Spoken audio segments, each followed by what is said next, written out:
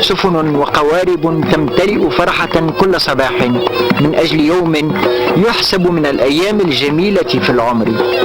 غطس، سباحة، أكل، تنشيط، سباحة، عودة.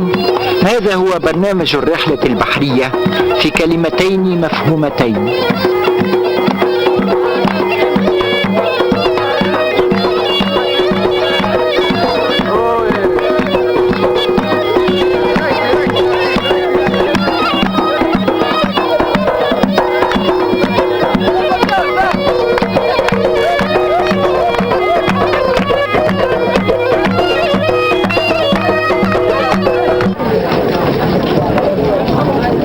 لما تأتي إلى رأس الرمل فهيئ العين إلى مشاهد عجيبة بديعة وعجيبة، ولولا الجمع لكانت المغامرة تشبه ما عاشه حي بن يقظان.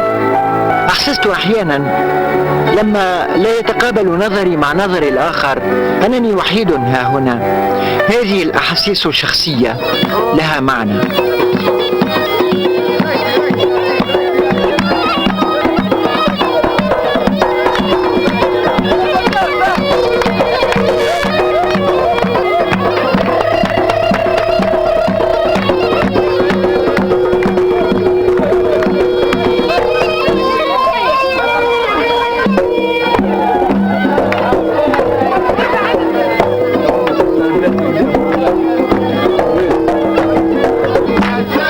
أنسى أحيانا أنني أنقل الحدث فأكون فاعلا في الحدث، أو قل أنا الحدث.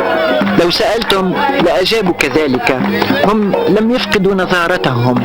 أفهم الآن أن أوديس نسي إيثاكا وبنيلوبا لما وطأت قدماه جزيرة جربة.